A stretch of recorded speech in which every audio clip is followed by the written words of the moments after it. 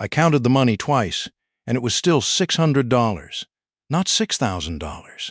600. I was 64 years old. I'd just lost the only job I'd had since Nixon was president, and I was sitting at a folding table in a laundromat parking lot doing math I hadn't done since 19. I'd already told the electric company I couldn't pay this month. I hadn't told my son anything. People ask me now, more than I expected them to, how a man goes from that number to a decent life on Social Security in the Philippines. It almost didn't happen at all. I'm getting ahead of myself. That's a habit of mine. My daughter-in-law used to say, jumping to the ending before anybody's ready for it. Let me back up to the Tuesday they called it a role elimination. Before I do, if you're the kind of person who ends up watching stories like this one, do me a favor and hit subscribe and drop a comment telling me where you're watching from. I read every one of them, and it helps more than you'd think, more than most people would probably guess. All right, back to the story. I'd been quality control at the stamping plant for 31 years. Same badge photo since 2004, because nobody ever told me to update it. I used to joke with the younger guys on the line that I'd look like that photo when they buried me, and they'd laugh because they thought I was kidding about staying that long. I wasn't. The hour woman who let me go couldn't have been older than 28. She had a folder with my name printed on a sticker, like they'd been planning it for a while, which I guess they had. There was a box of tissues on the table between us, the kind of thing that tells you everything about how many people have sat in that chair before you. I didn't touch it. She said, "Your role is being eliminated, not you're fired," like there was a difference that was supposed to make it easier. 31 years, and she read it off a script, and somewhere in the middle of it she asked if I had any questions, and I remember thinking, what question is going to fix this? I didn't ask anything. I signed where she pointed, and I shook her hand because that's what you do, even when the hand belongs to the person closing the door behind you. I didn't cry in the parking lot or throw anything. I sat in my truck for 40 minutes with the engine off, and then I drove home the long way, past the plant gate, the one I'd walked through at 6:15 every morning since before my son could talk. There was a new guy directing traffic at the gate that morning. Couldn't have been 30, waving cars through with a flashlight, even though it was broad daylight. And I remember thinking he had no idea he was waving goodbye to somebody. Ellen had been gone 3 years by then. Ovarian cancer. The slow, expensive kind. The kind where you keep hoping the next treatment is the one, and you take out a second mortgage because what else are you going to do? Let your wife die faster to save the house? I don't regret it. I want to say that plainly. I'd do it again. But it meant that by the time she was gone, so was most of what we'd saved, and the union pension I'd been counting on had gotten frozen years before that, and I'd cashed it out early just to keep the lights on during her last round of chemo. So when the layoff came, there wasn't a cushion under me. There was a floor with a hole already in it. I kept setting my alarm for 5:30 for about 6 weeks after, out of habit, and then lying there in the dark with nowhere to go. I made coffee every morning in the pot that made 2 cups, because that's the pot we had, and I'd pour the second cup down the sink without really thinking about it, which is its own kind of strange, pouring out a cup of coffee for a dead woman every single day. Some mornings I'd catch myself reaching for her mug out of the cabinet before I remembered, and I'd just stand there holding it, this ugly ceramic thing with a chip on the handle that she'd had since before we were married, and I'd put it back without using it. I still sat in her chair sometimes, in the evenings, which never felt right, like borrowing something without asking. I kept the television on mostly for the noise, not because I was watching it. Reorganized the garage twice that first month, tools I hadn't touched in years, just to have something to do with my hands that wasn't waiting for the phone to ring.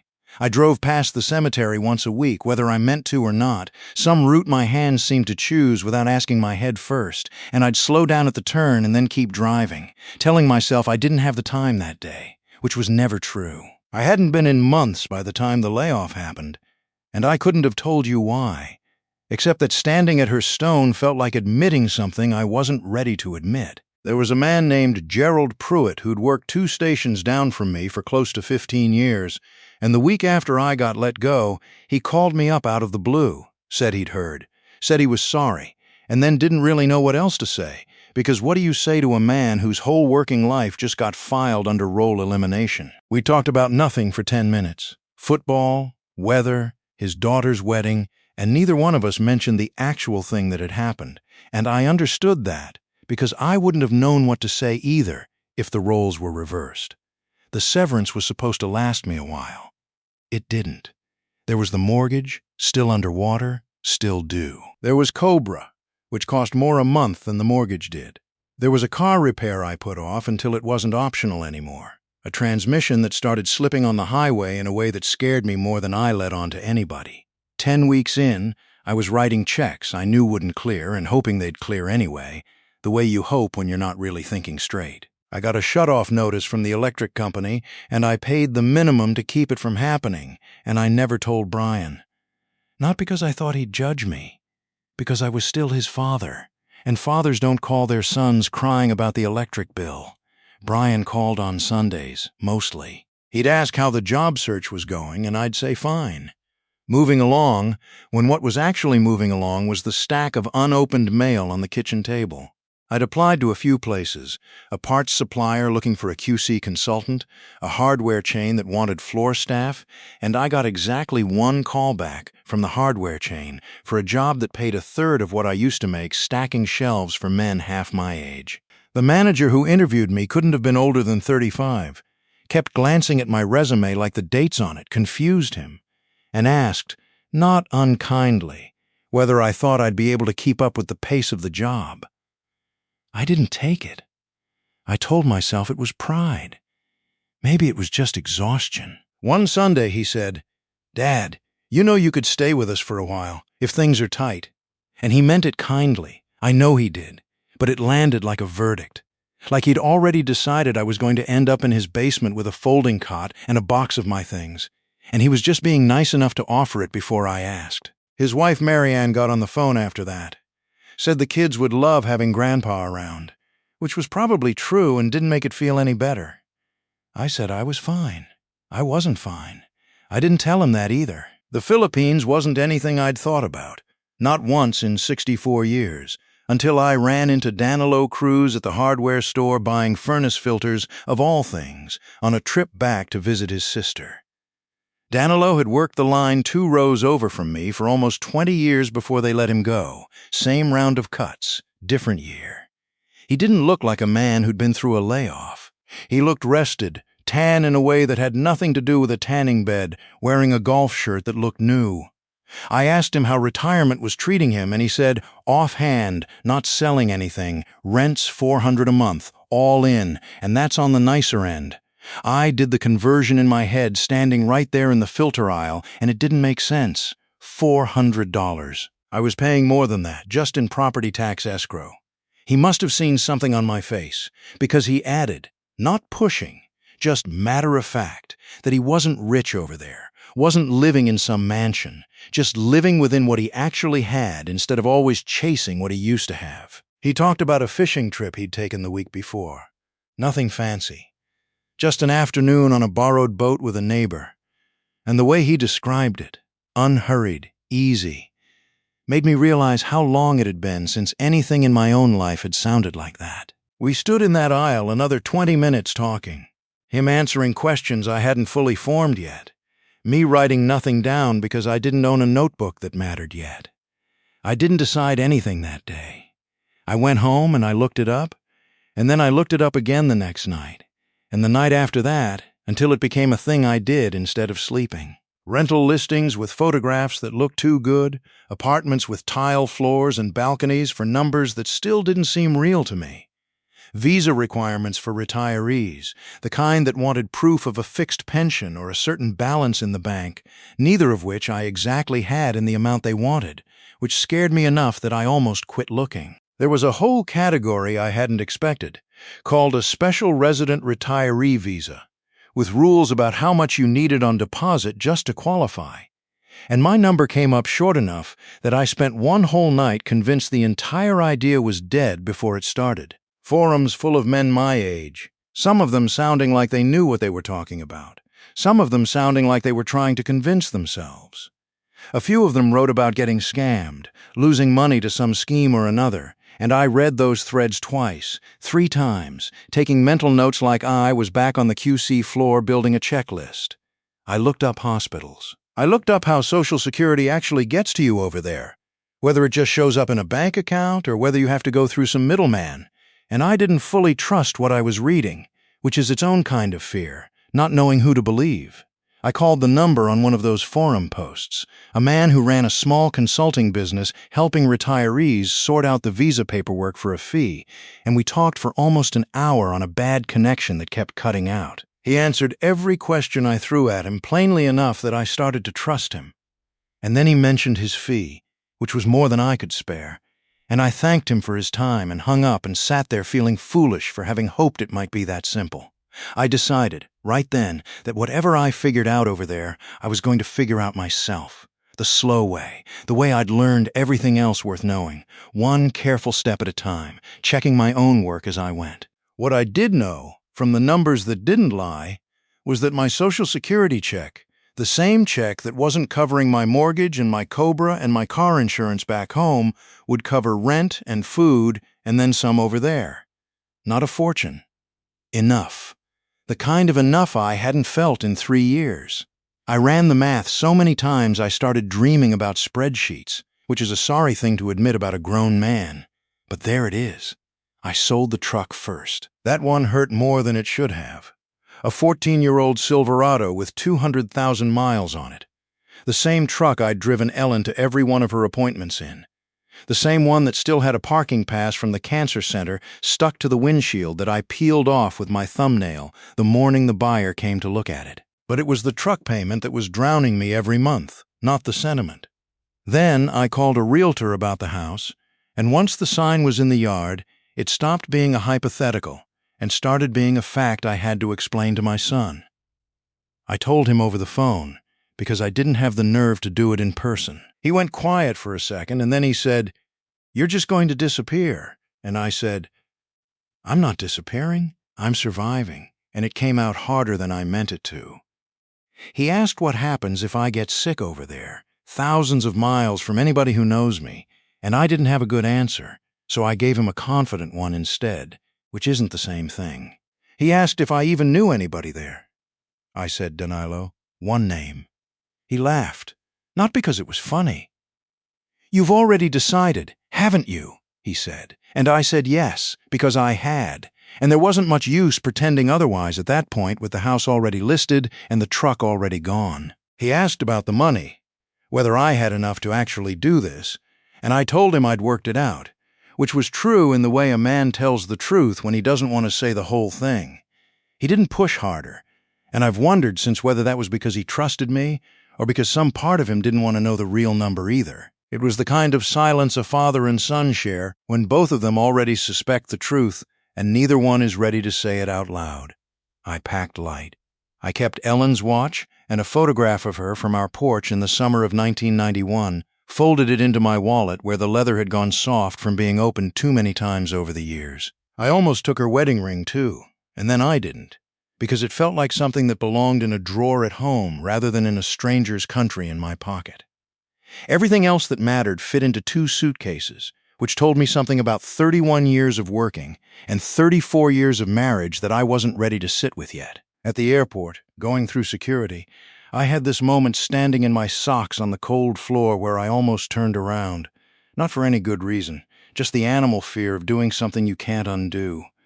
A woman behind me in line asked if I was all right, and I said fine, just old, which got a laugh out of her, and that small, stupid exchange was enough to get my feet moving again. Nobody was there to stop me, and nobody was there to see me off either, which was its own kind of answer.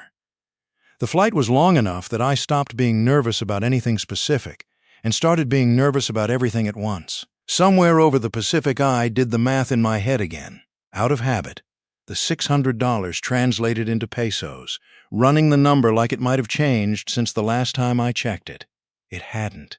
I watched the little airplane icon crawl across the map on the seatback screen for longer than any grown man should, just to have something to look at besides my own thoughts.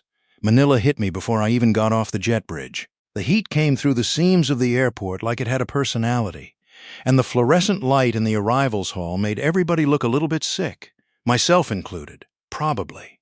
There was a driver holding a sign with my name spelled wrong, Kaminsky instead of Kaminsky, and I almost didn't claim it. thinking maybe there'd been some mix-up, before I realized nobody else in that entire terminal was going to be looking for a tired 64-year-old with 2 suitcases and a dead wife's watch on his wrist. We drove north out of the city for what felt like a long time, the traffic thinning out the further we got, rice fields showing up where the buildings used to be, and my phone lost its signal somewhere along the way, which left me alone with my own thoughts longer than I wanted to be.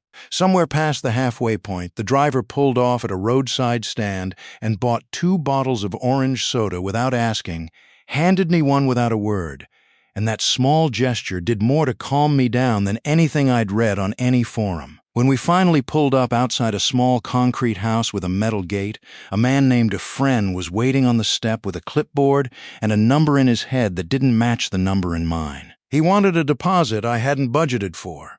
Wanted it before I even saw the inside of the place, and I sat there in the back of that car with no signal and no interpreter and did the only kind of math I knew how to do anymore, trying to figure out how much of my $600 I had left after this, and whether whatever was left would be enough to call this a plan instead of a mistake. A friend didn't seem to notice I was doing math in the back of that car. He just waited, clipboard against his forearm, the way a man waits when he's done this before and isn't in any hurry to make it easier on you. I paid him most of what I had left, counted it out in front of him because I didn't trust myself to count it right if I looked away, and he counted it again after I did, which should have insulted me and somehow didn't. It was the kind of carefulness I recognized. He wrote out a receipt by hand, dated it, signed it, and handed it over like it mattered, which I appreciated more than the amount he'd just taken from me. Efren wasn't the type to ask how you were doing or pretend an interest in your life he didn't have. He ran 3 rental units on that same street, kept a ledger for each one in a different colored notebook, and treated every conversation with me like a line item that needed resolving before he could move on to the next one. I liked that about him more than I expected to. There was no performance in it, no warmth he didn't mean, which after 31 years of corporate language about roles and eliminations felt almost like a relief. The place itself was smaller than my garage back in Lorraine. 1 room, a kitchenette, a bathroom with a bucket beside the toilet that I didn't understand the purpose of until later that week when the water pressure gave out for 2 days running. There was a ceiling fan that clicked on every rotation, and outside, tricycles went by all night making a sound like a lawnmower that never got tired. I lay there that first night listening to them and thinking about how quiet my street back home had gotten after Ellen died, how I used to find the quiet unbearable, and how this noise, strange as it was, felt more like company than silence ever had. I want to say I lay awake worrying. I didn't. I slept 9 hours, harder than I had in 3 years, and I woke up disoriented, not sure for a second whose house I was in, before I remembered it was mine now, or as close to mine as $400 a month could buy. The heat that first morning was a different animal from the heat back home. It didn't come and go. It just sat on you. I walked out to find something to eat, and a young man carrying 2 crates of soda bottles on a pole across his shoulders nearly ran into me, laughed, said something in Tagalog I didn't catch, and kept moving without breaking stride. I stood there feeling like I'd wandered onto a movie set where everybody had a part except me. There was a woman at a small store on the corner, shelves of canned goods and snack packets hanging from strings, a cooler humming in the doorway. I bought a bottle of water and some crackers, and she rang it up without looking at me twice, which I appreciated more than I expected to. Her name, I learned later, was Lita Domingo.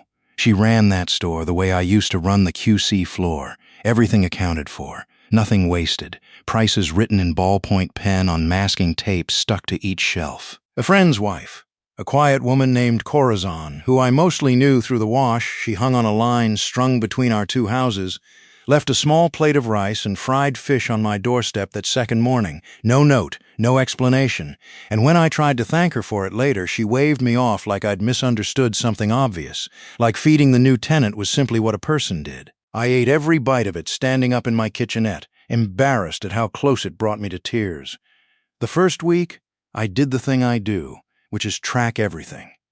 I bought a small notebook from a stationery stall and started writing down every peso, the way I used to write down defect counts on the line, because if I didn't count it, I wouldn't trust it.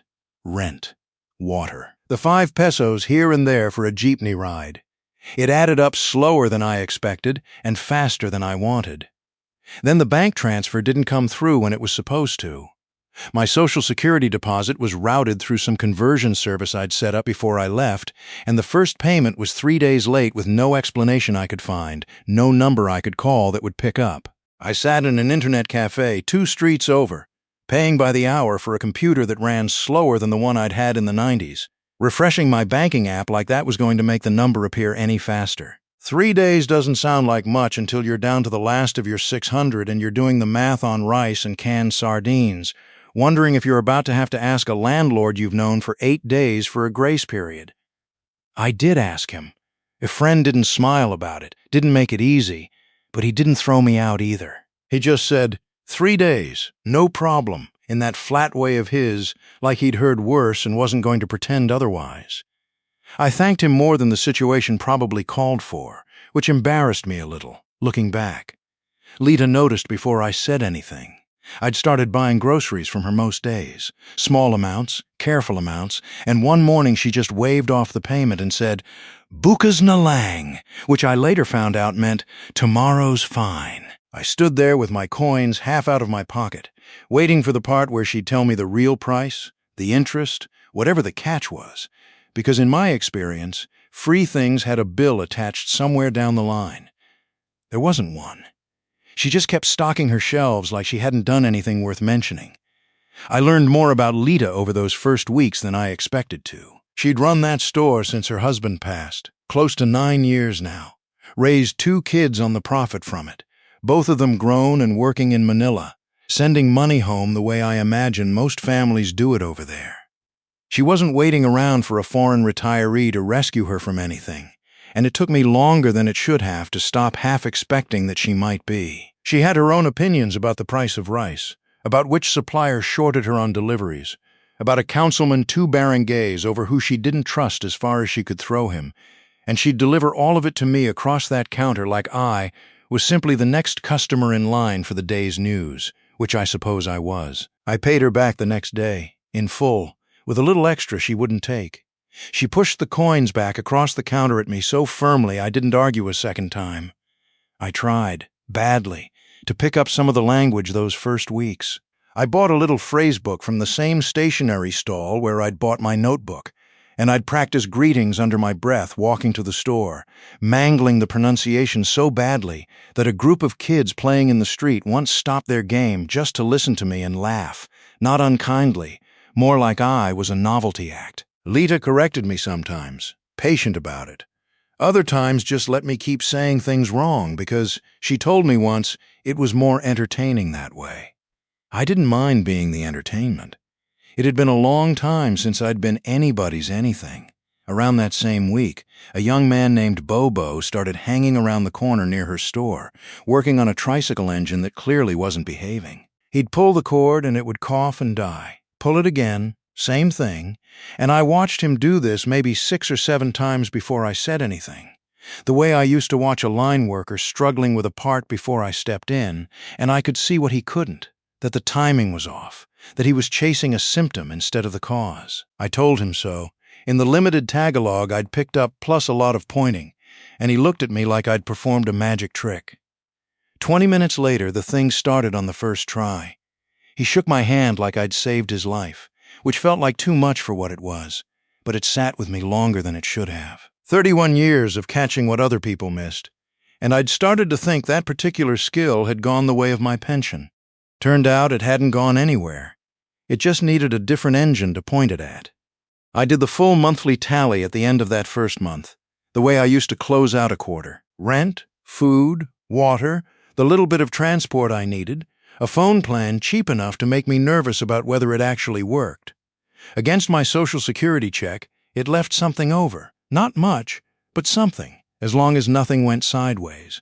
I wrote the number down twice to make sure I hadn't made an error, the same way I used to double-check a defect count before I signed off on it. It held both times. Brian called on a Sunday, like always. He asked how I was doing, and I told him I was settling in, which was true in the way that leaves out the parts that would worry him. He asked if I'd found the money I needed, and I said I was managing, which was also true, and also not the whole truth. I didn't mention the deposit had wiped me out down to almost nothing for 4 days. I didn't mention the bank delay. He didn't ask about the electric shutoff back home because he didn't know about that either. And I wasn't going to bring it up now, 3,000 miles away, with nothing he could do about it but worry. "You're being careful, right?" he said, and I said I was. And there was a pause on the line where I think we both knew that wasn't a complete answer, and neither one of us pushed on it.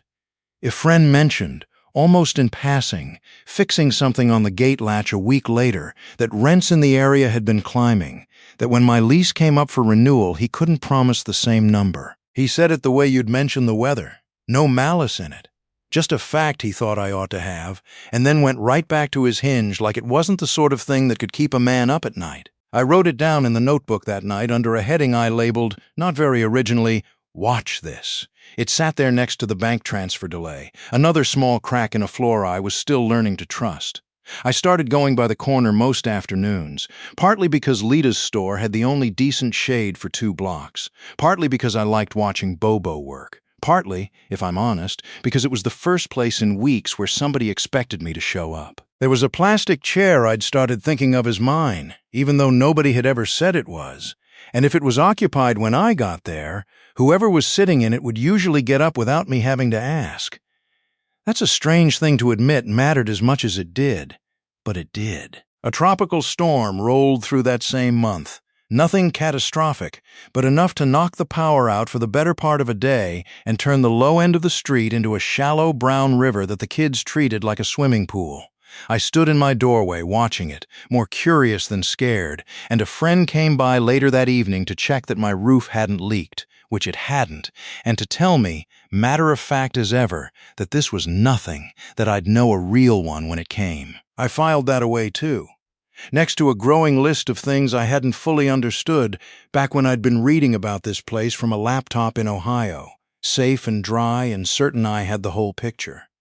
Lita closed the store early that day and had half the block over to wait out the worst of it under her roof, since hers was the only one on the street with a generator that actually worked. I sat crammed on a bench with 6 or 7 people I barely knew yet, sharing a plate of fried bananas somebody had made before the power went, and nobody seemed the least bit alarmed, which told me more about how these things get handled here than any article ever could have. One afternoon, weeks into this new routine, Bobo wiped his hands on a rag and asked, not quite looking at me, whether I might be able to help him with something bigger than the timing issue. Something to do with the tricycle itself, not just a tune-up. He said it careful, the way a man asks for something he's embarrassed to need, and I told him, sure, come by tomorrow, we'll take a look. I didn't think much of it walking home. I should have. I'd learn later that something bigger was going to cost more than either of us said out loud that afternoon, and that it was going to test every bit of the caution I'd carried with me from Lorraine, whether I still believed a request like that came with strings, or whether I'd finally landed somewhere where it didn't. If you're wondering how this turns out, that's exactly why I'm telling it in order instead of skipping to the end. Stick with me, and if you haven't already, this is a good spot to hit that like button. It actually helps more people find this. Now, back to Bobo and that folded piece of paper. The next day, Bobo didn't bring the tricycle. He brought a piece of paper with a number on it, folded twice, like he'd been carrying it around, trying to decide whether to show it to me at all. The engine block had cracked, not the kind of thing you patch with a timing adjustment.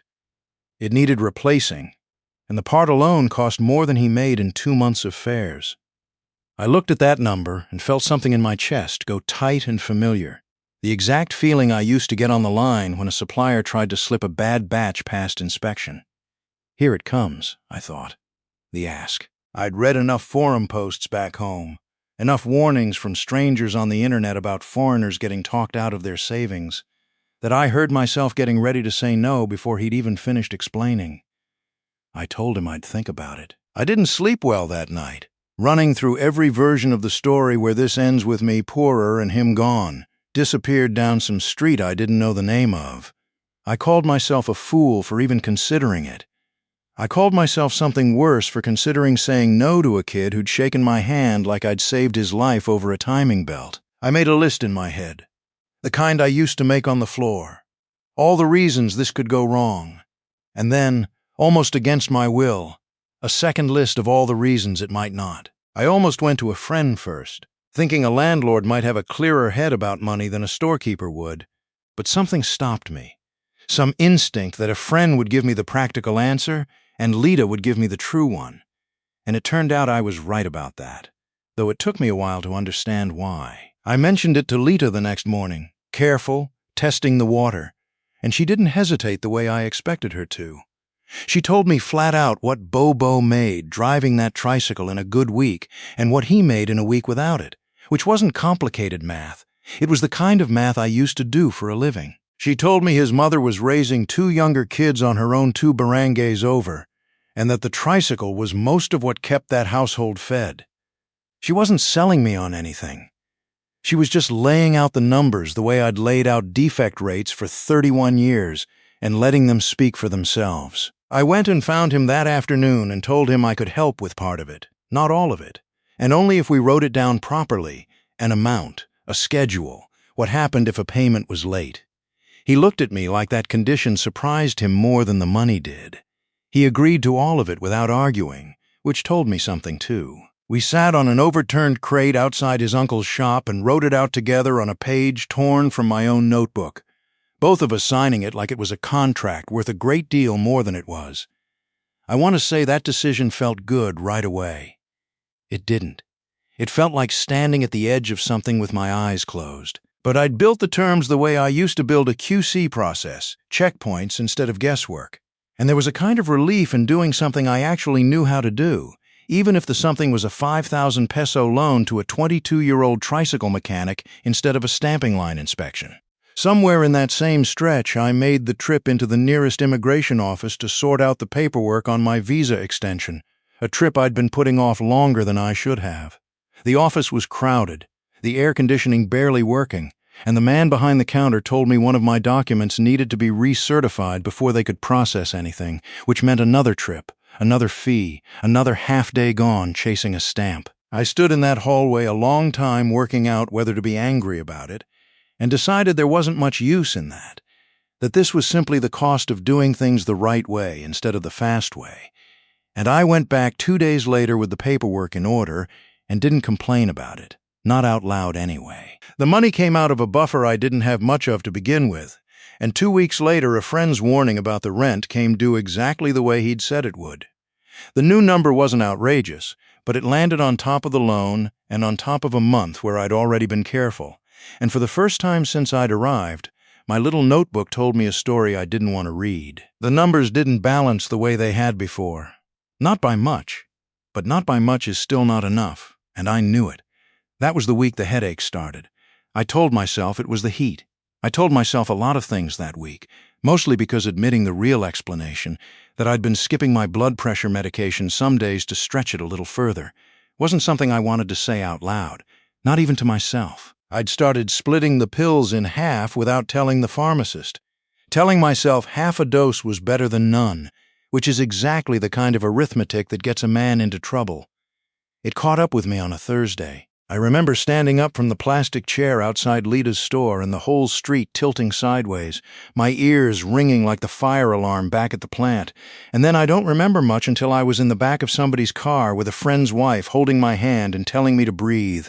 Just breathe, in a voice that didn't sound like it belonged to the businesslike man I'd been paying rent to. For 3 months, they got me to Paulino J. Garcia Memorial, and I remember the fluorescent lights again, same as the airport. Same sick color on everybody's face, except this time I was one of the faces.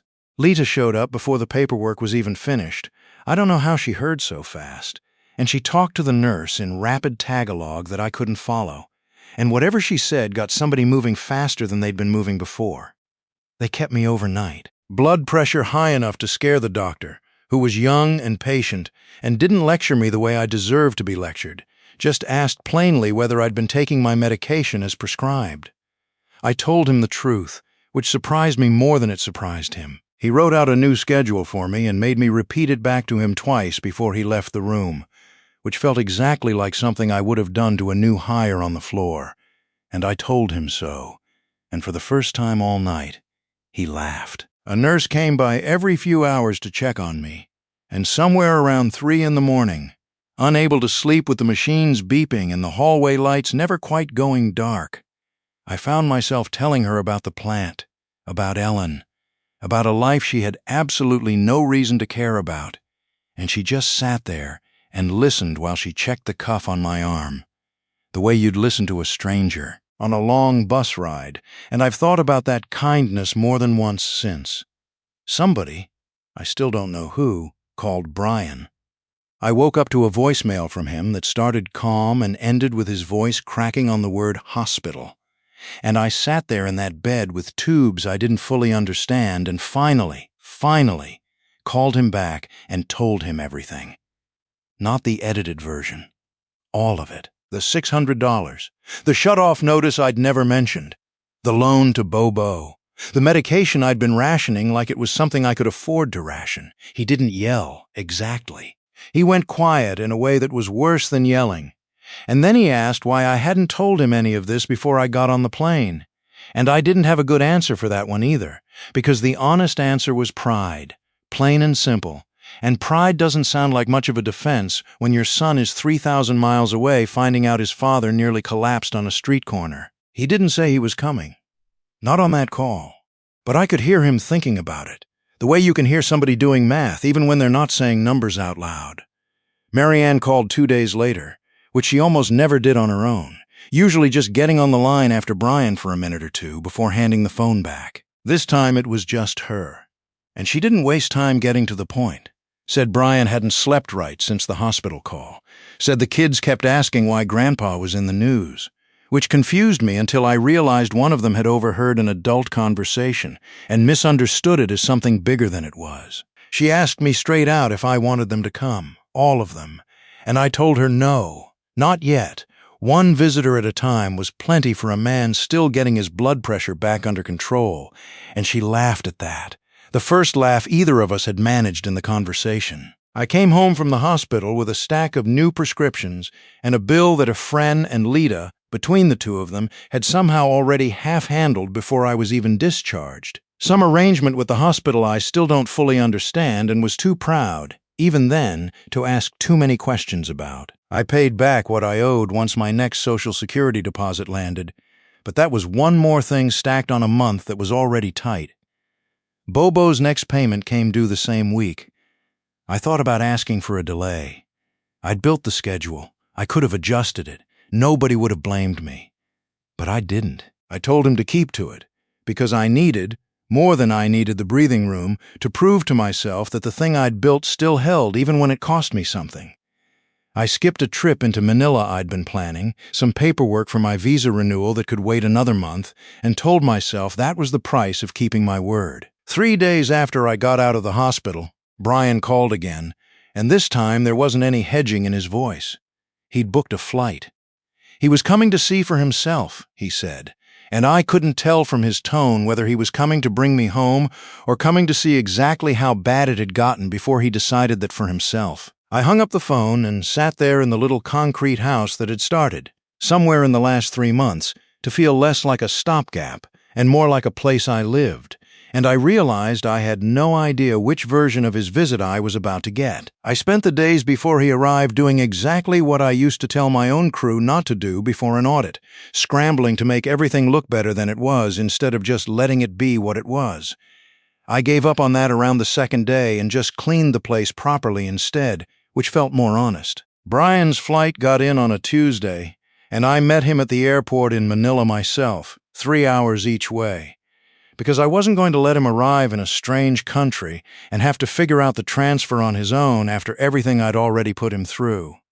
He looked older than the last time I'd seen him, or maybe I just hadn't been looking closely enough before I left. The drive back was quiet at first. He watched the rice fields go by the same way I had, months earlier, and I could see him cataloging everything, the way traffic worked, or didn't, the heat pressing through the car windows even with the air conditioning running. Somewhere around the halfway point, he asked, out of nowhere, whether I ever regretted it, and I told him the truth, that I regretted plenty of the details but not the decision, and he sat with that a while before he said anything else. He asked, too, whether I'd made any real friends, using that word carefully, like he wasn't sure it applied yet, And I told him about Lita's store and about Bobo and the tricycle, and he listened without interrupting, which wasn't like him, and I understood he was trying to picture a version of my life he hadn't been able to picture from 3,000 miles away. At one point he asked if I was lonely, straight out, no hedging, and I told him the truth, that I was sometimes, same as I'd been lonely back home,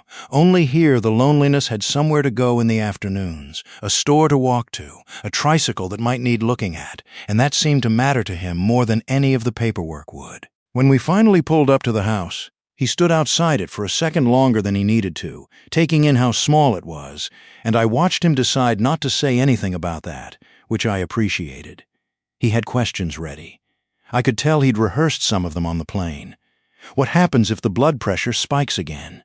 Who do I call if something happens to you overnight? What's actually in that visa paperwork? Is it legitimate? Is somebody taking advantage of me? I didn't get defensive, which surprised me. I just got out the notebook, 3 months of it, every peso accounted for, and I got out the hospital paperwork showing exactly what had been paid and how, and I walked him through the serve documents, the actual requirements, the actual proof, laid out plain instead of argued for. He read through it slower than I expected, asking questions along the way, turning pages back to compare a number against something he'd read a few pages earlier, and I answered them the way I used to answer questions from a plant manager who didn't trust my numbers until he'd checked them himself. That, I understood.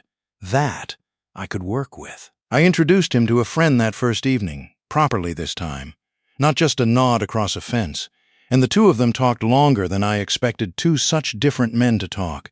Efren running through the terms of my lease line by line like he was presenting to a board, and Brian nodding along, asking sharper questions than I would have given him credit for a few months earlier. Corazon fed us both dinner that night, more food than the three of us could reasonably finish, and Brian ate every bit that was put in front of him and told her so, which earned him a look from her that I recognized, the same look Lita gave me the first time I cleaned my plate at her table.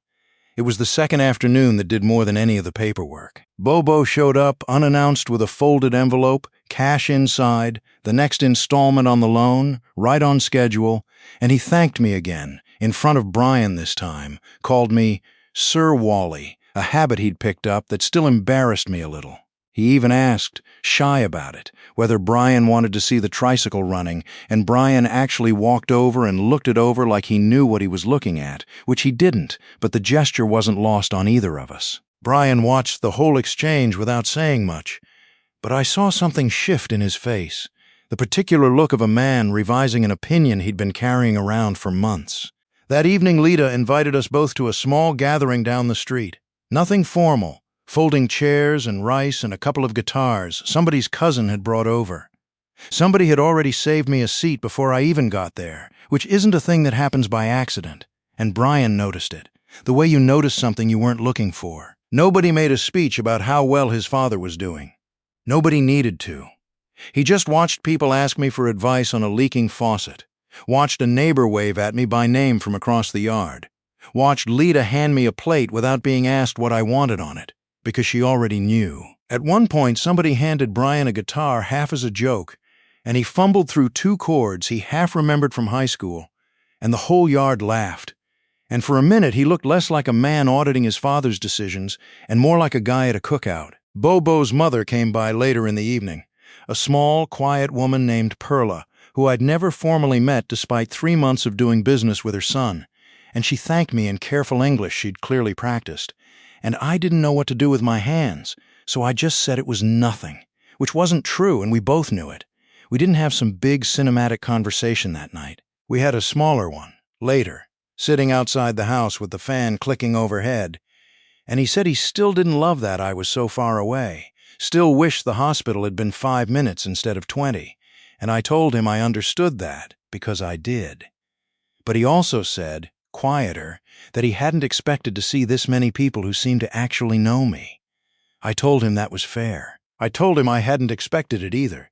I took the photograph of Ellen out of my wallet that night, the one from the porch in 1991, soft at the folds by now, and I showed it to him, and for the first time since she died, I talked about her without changing the subject halfway through. I told him about the coffee pot, The second cup I used to pour out every morning, a detail I'd never told anyone. Brian didn't say much. He didn't need to. He just looked at the picture a long time and then handed it back careful, like it was something breakable, which I suppose it was. The morning before his flight, he sat with me at the little plastic table outside my door while I made coffee, 1 cup this time, and asked if I'd thought about what happens further down the road when the knee gets worse or the blood pressure gets harder to manage, whether I had any plan for that beyond Lita and a friend and a notebook full of pesos. I told him I didn't have a complete answer, that I was building it as I went the same as I'd built everything else worth having in my life, and that seemed to land better than any rehearsed reassurance would have. He didn't push further. He just nodded, the way a man nods when he's decided to trust a plan that isn't finished yet. He left 4 days later, and the goodbye at the airport wasn't tearful or dramatic, just a hug that went on a beat longer than our hugs usually do, and a promise to call more, which people always make and don't always keep, but I believed him more than I usually would have. Nothing got easy after that. The rent stayed higher than it used to be. The loan to Bobo still had 2 more payments on it, and I still tracked every peso in that notebook because that habit was never going to leave me. Not at my age, not after what it cost me to learn it. I still missed Brian and the grandkids more than I let on when we talked on the phone. I still had a blood pressure prescription I couldn't afford to skip again, not even once. But most afternoons now, somebody needs something fixed. A fan motor, a jeepney's electrical trouble, once a small generator that 3 men had already given up on before they brought it to me.